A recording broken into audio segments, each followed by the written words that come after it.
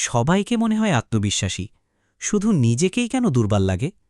কখনো কি এমন মনে হয়েছে সবাই কত সুন্দরভাবে কথা বলতে পারে, সবাই নিজের সিদ্ধান্তে কত কনফিডেন্ট, শুধু আমার মধ্যেই যেন একটা ঘাটতি আছে। অন্যদের দেখলে মনে হয় তারা সবকিছু খুব ভালোভাবে সামলে নিচ্ছে, কিন্তু নিজের ভেতরে তাকালে দেখা যায় শুধু ভয়, দুশ্চিন্তা, নিজেকে নিয়ে সন্দেহ। মনে হয় আমি কি যথেষ্ট ভালো? মানুষ আমাকে কিভাবে দেখছে? আসলে আমরা সাধারণত অন্য মানুষের বাইরের অংশদাই দেখি, নিজের ভেতরের সংগ্রামটা দেখি না। আমরা দেখি অন্যের হাসি, সাফল্য, আত্মবিশ্বাসী আচরণ, কিন্তু দেখি না তার ভেতরের ইনসিকিউরিটি, তার ভয়, কতবার ব্যর্থ হওয়ার পর সে আজ এখানে পৌঁছেছে। সাইকোলজিতে এটাকে বলা হয় সোশ্যাল কম্প্যারিজন। আমাদের মাথা স্বাভাবিকভাবেই নিজেকে অন্যদের সাথে তুলনা করে।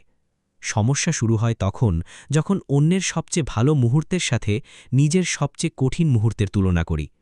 তখন নিজের প্রতি একটা অন্যায় বিচার তৈরি হয়। যাদের সামাজিক পরিস্থিতিতে এমনিতেই উদ্বেগ কাজ করে তাদের ক্ষেত্রে এই তুলনাটা আরও তীব্র হয়ে ওঠে। মনে হতে থাকে সবাই আমাকে বিচার করছে, আমার মধ্যে নিশ্চয়ই কিছু একটা কম আছে। ধীরে ধীরে মানুষ নিজের শক্তিগুলো দেখতে ভুলে যায় আর সবসময় নিজের দুর্বলতাগুলোই খুঁজতে থাকে। কিন্তু আত্মবিশ্বাস মানে কখনো ভয় না পাওয়া না। আত্মবিশ্বাস মানে ভয় থাকা সত্ত্বেও নিজেকে বিশ্বাস করা, ভুল হলেও নিজেকে ছোট না করা। সাইকোলজিতে একে বলা হয় সেলফ কম্প্যাশন। নিজের সাথে এমন আচরণ করা যেমনটা একজন প্রিয় বন্ধুর সাথে করা হতো। আপনি যদি বন্ধুকে কখনো না বলেন তুমি ব্যর্থ, তোমার দ্বারা কিছু হবে না, তাহলে নিজের সাথেও এমন কঠোর হওয়ার দরকার নেই। ইসলামও আমাদের মনে করিয়ে দেয় আল্লাহ মানুষের মূল্য নির্ধারণ করেন বাহ্যিক তুলনা দিয়ে না, বরং তার অন্তর ও আমল দিয়ে। আল্লাহ বলেছেন, নিশ্চয়ই আল্লাহর কাছে তোমাদের মধ্যে সেই অধিক সম্মানিত যে অধিক তাকওয়াবান। সূরা হুজরাত ১৩। এই আয়াতে মানুষের মর্যাদার মাপকাঠিটা স্পষ্ট করে দেওয়া হয়েছে। কে কতটা সাবলীলভাবে কথা বলতে পারে, কে কতটা কনফিডেন্ট দেখায়, এসব দিয়ে না।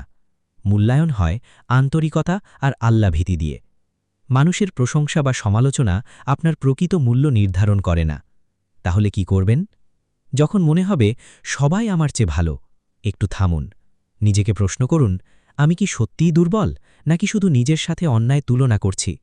সপ্তাহে একদিন নিজের ৩টে ছোট শক্তি বা ভালো কাজ লিখে রাখুন।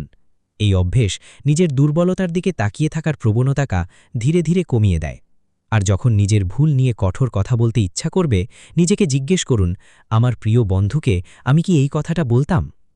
শেষ কথা, আত্মবিশ্বাস জন্মায় না নিজেকে অন্যদের চেয়ে বড় ভাবলে। আত্মবিশ্বাস তৈরি হয় যখন আপনি নিজের অসম্পূর্ণতা সহ নিজেকে গ্রহণ করতে শেখেন। আপনিও যথেষ্ট। অন্যের জীবনের সাথে নিজের মূল্য মাপবেন না, নিজের চোখে নিজেকে দেখতে শিখুন। মিশকাতুল জান্নাত এলিন, কনসালটেন্ট সাইকোলজিস্ট, সোল ওয়েলনেস।